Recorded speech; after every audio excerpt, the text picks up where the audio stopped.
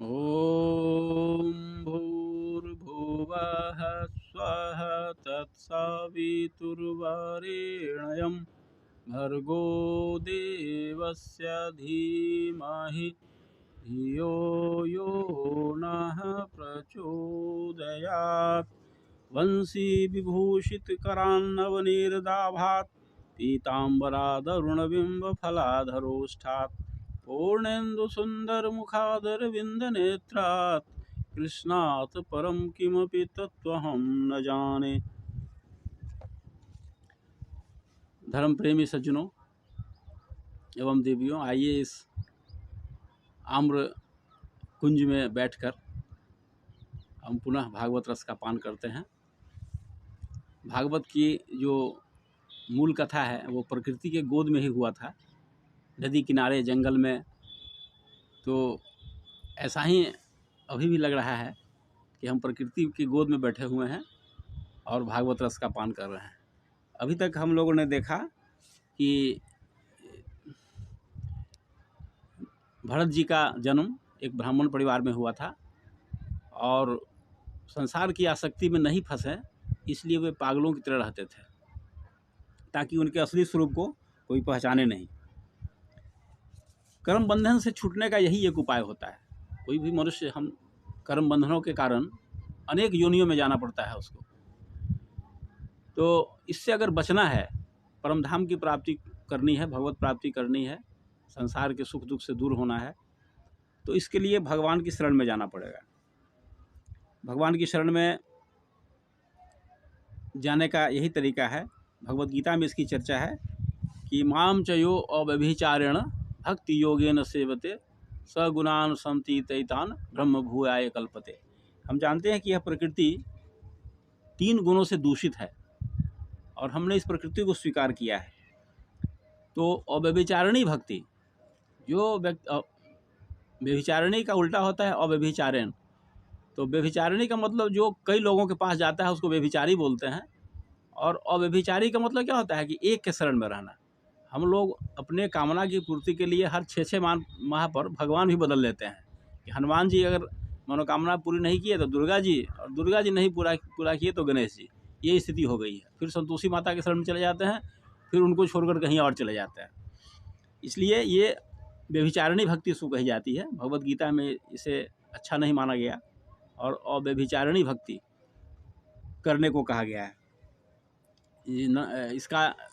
इसकी चर्चा नवधा भक्ति में भी आई है कि श्रवणम कीर्तनम विष्णु स्मरणम पाद सेवनम अर्चनम वंदनम दास्यम साक्षात्म निवेदनम।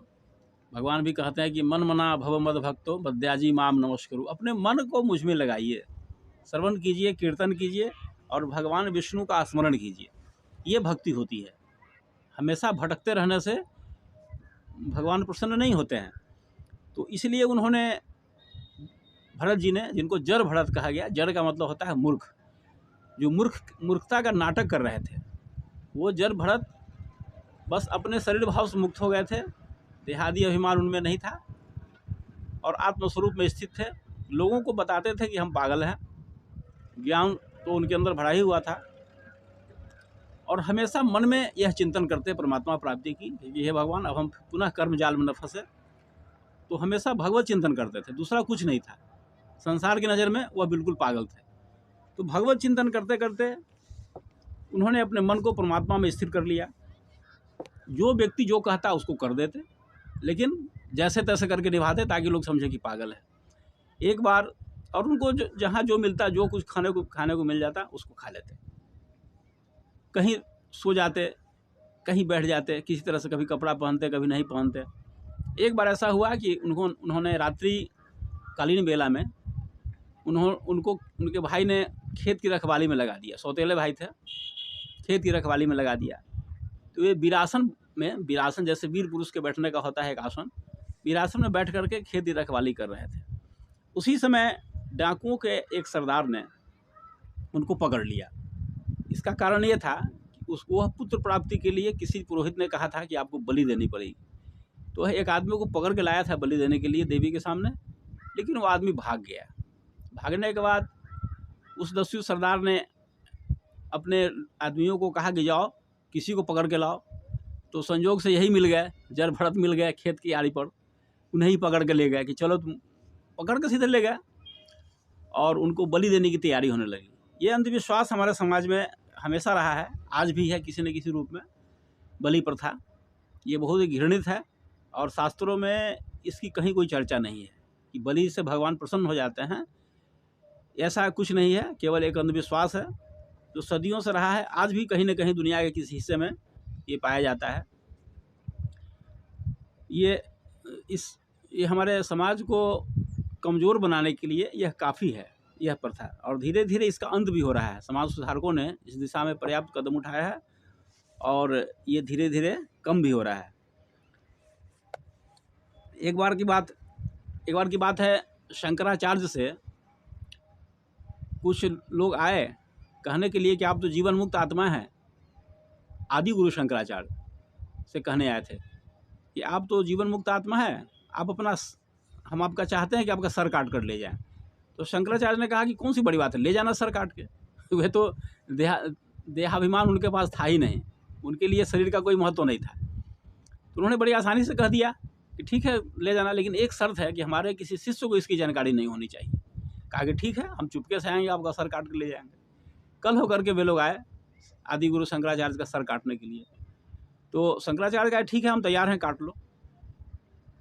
और यह तैयारी चल ही रही थी कि इसी बीच उनका एक शिष्य थे पद्मनाभ, जो नदी में स्नान कर रहे थे। उन्हें भनक लग गया, उनकी चेतना जागृत हो गई कि हमारे गुरु पर कहीं ना कहीं कोई संकट जरूर आया है, संकट आ गया मेरे गुरु पर। और वे नरसिंह भगवान की उपासना करते थे। एक बार लगा जैसे नरसिंह भगवान का अवतार, अंशावतार उसके अंदर हुआ, और वह एकदम दहाड़ते हुए दौड़ा नदी से निकल करके कि हम जरूर हमारे गुरु के ऊपर कोई ना कोई संकट आ गया है। और वह आया तो देखता है कि शंकराचार्य के ऊपर तलवार लेकर के एक दस्यु खड़ा है, और तुरंत उसने उसे पकड़ा और उसकी हत्या कर दी और अपने गुरु की रक्षा कर ली। तो जिनका आकर्षण शरीर में नहीं है, उनके लिए जीना और मरने का कोई महत्व नहीं रह जाता है। तो यही चीज़ इनके साथ हुआ। इनको, ये जड़ भरत को जब पकड़ के ले गया देवी के सामने, तो बलि की तैयारी होने लगी। और यह भी एक आश्चर्य की बात है लोगों के नज़र में कि कैसे कोई आसानी से अपना बलि दे सकता है, अपने गर्दन काटने के लिए किसी को कह सकता है। लेकिन परीक्षित जी के प्रश्न पूछने पर सुखदेव जी ने कहा कि परीक्षित, यह कोई आश्चर्य की बात नहीं है। अभी परीक्षित सुखदेव संवाद चल रहा है, यह कोई आश्चर्य की बात नहीं है कि जो देहाभिमान से दूर है, देहाभिमान से पृथक है और भगवान के चरणों में जिनकी अनुरक्ति है, उसके लिए इस शरीर का रखना न रखना कोई महत्व नहीं रह जाता है। इसमें कोई आश्चर्य की बात नहीं है।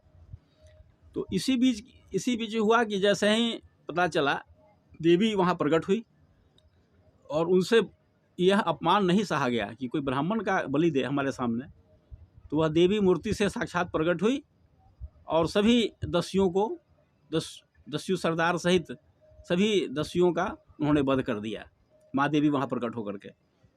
तो ये जड़ भरत की जीवन की घटना है। इस तरह के थे हमारे जड़ भरत। इतने ज्ञानी होते हुए भी उन्हें न कोई देहाभिमान था, क्योंकि ये संसार के आसक्ति से हमेशा बच के रहना चाहते थे। उन्हें पूर्व जन्मों की स्मृति थी कि आसक्ति का क्या परिणाम होता है। हमने पहले भी चर्चा किया था कि जिनका देह में और गेह में आसक्ति है, उनकी कितनी दुर्गति होती है। इसी का यह उदाहरण है। इसके प्रति वो हमेशा सचेष्ट रहते थे। तो आइए आज हम इस प्रसंग को यहीं पर समाप्त करते हैं और आगे राजा रहुगण के साथ उनकी वार्ता जो हुई उस पर चर्चा करेंगे। ओम शांति शांति शांति, सर्वारिष्ट सुशांतिर्भवतु।